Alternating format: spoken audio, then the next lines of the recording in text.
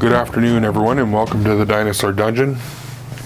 So this afternoon we're going to go into the second video in our series about building and painting model kits. We're going to use this huge model kit from Masterpiece Models. I'm not sure if I mentioned in the first video too much about who makes this kit and where to get it, but I'll start off by quickly explaining that. There's also another video that I did about this that's a review video, but for those of you who are watching this series, this is a PARASAUROLOPHUS. It's a 1/10 scale, and it's made by a company called Masterpiece Models.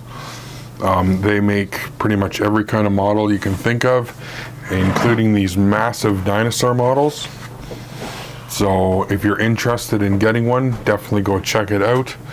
But anyway, we're going to continue where we left off yesterday. Now, after we were done with that video, what I went and did is sanded down all the points of the model where it joins together. And I'm not sure if you can see this clearly. I'll zoom it in a little bit. I don't really have a monitor to see what my camera is filming, so it's hard to know exactly what I'm doing, but I will show you that I have made the seam, where the seam was, kind of on an angle on either way. Now it actually makes it look bigger, but that's okay. I like it that way better, because then I can actually make some skin folds and make it blend a lot better. So it kind of looks like it damaged it, but really it didn't. And so what we're going to do today is we're going to fill a couple of these seam lines and see how that turns out. And that'll be our second video, just really filling in the seams. And then the next video after this will be priming it, getting it ready for paint, and then we'll go from there. So we're going to use Aves epoxy sculpt. I explained yesterday that it's a two-part epoxy, so we're going to mix that up. You need equal parts. I'd say we'll use a fair amount for this guy, but we won't mix too much. It's actually better to mix less and have to mix some more than mix too much, which I have been guilty of many times. So in this case, we're going to actually mix up a little bit less than what we probably will need. Sometimes it's hard to tell. These clays go a long way.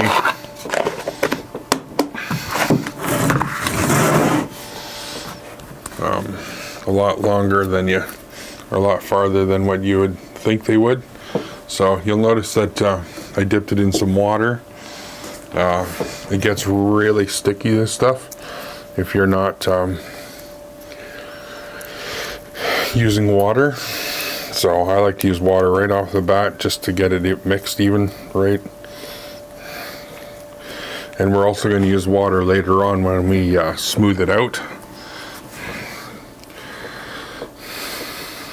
I was debating on mixing this clay before I started the video, but I figured it would be better to show everybody even the process, because although these videos are short, the goal is to make them as informative as possible.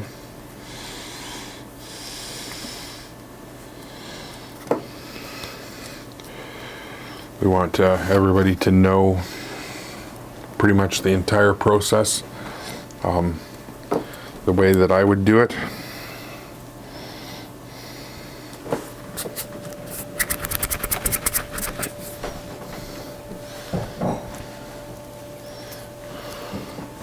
Alright, I'm going to dip it in a little bit more water. It's pretty much mixed now. I'm not going to fill all these seams during the video.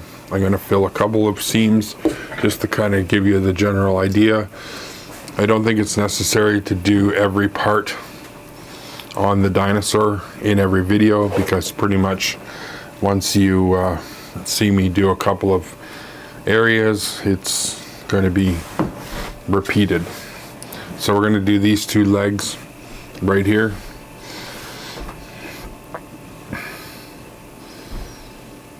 I'm going to smear it in. Now that's way too high on both sides, but that's okay. As you'll notice, I've got some sculpting tools here. And I've got an X-Acto knife, which I use as well. So we're going to reduce that back down a little bit. There we go. And the nice thing is that you have some working time with this clay. So you can go back in and you can redo areas and fix it up if you need to. It's not like this, like some people use plumber's epoxy, which is really durable, but it's also has a working time of about 3 minutes. I have some here actually, and I use it for certain things, mostly for sculpting. When I'm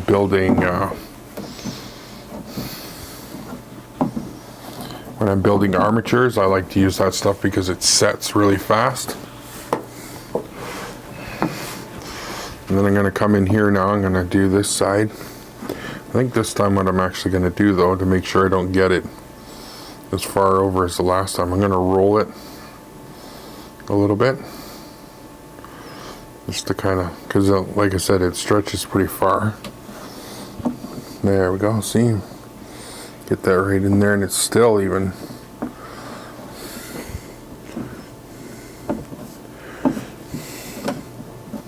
Now, some of you may not like the brown when you're doing this kind of stuff, the brown epoxy, but it actually comes in pretty much any color. You can get it in black or white or neutral gray, which most people would want, I would imagine. I think there might even be a beige color, but I'm not 100% sure of that. So I can see with this side, it's actually the opposite. It's lumped out.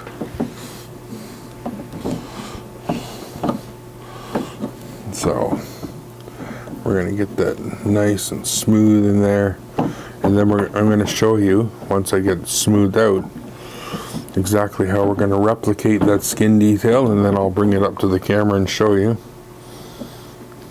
Now the cool thing that's happening right now, that kind of helps in showing you how cool this kit really is. As you can see the skin detail better. See, I'll rub it on some more. You can see how really nice and detailed this kit is. It's hard to see with the white resin. I know there's people out there, some collectors and stuff, who really just don't like this white resin because it just masks a lot of detail, and I can understand that. I mean, when you're buying a piece to display it, one of the things that you want, especially for those who don't paint them, is to have a resin or a color that shows off the detail, so people aren't like, well, why would you buy that piece? It doesn't look very detailed. So that's why some people aren't too fond of the, there we go.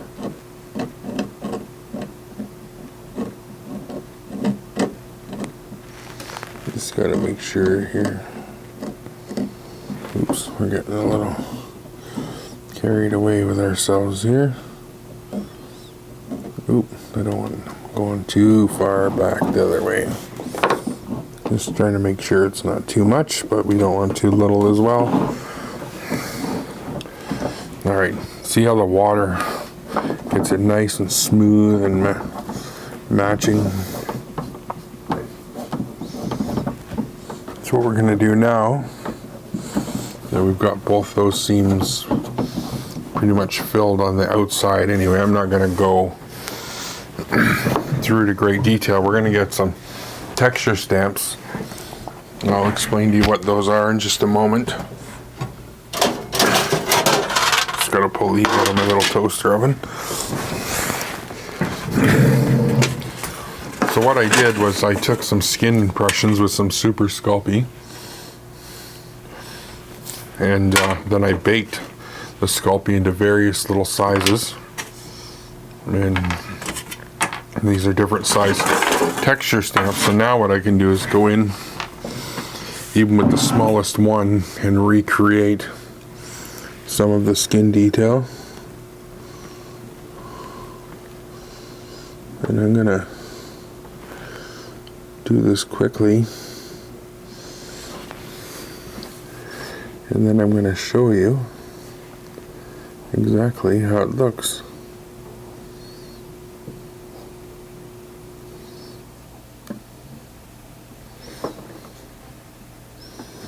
Now, the one thing that is kind of nice to do sometimes that I can't really, well, I guess I could have done it in this video, but we'd be missing a lot, or it'd be a lot more work to do, is to mix this up and then kind of let it sit for 20 to 30 minutes. It's usually after about 30 minutes what happens is it gets more like sculpting clay, and you can work with it a little bit better. Right now it's kind of sticking to everything, so even with the texture stamp we're going to use that. Actually, let's try a different one just to see. I don't know if this one's going to fit. Oh, kind of. It's making some lines, but that's okay actually, because that kind of fits.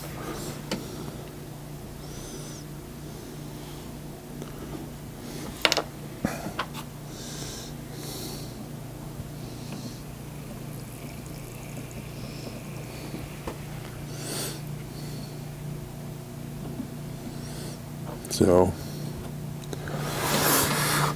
just trying to get this looking good here, and then I'm gonna stop with this part and explain some stuff. Oop, it's sliding again on the clay. Alright, so I'll turn this up into the light. Hopefully you can see that. Alright. And you can see that it's put some texture. Now, I just touched it, so I'll have to go back over it. But again, or let's use this one because it's better. You can see that it puts impressions that match the skin on the rest of the sculpture. And the reason why I did that and bent it like that is so I can roll it. Oop, and I dropped that one, but that's okay. I have a lot more.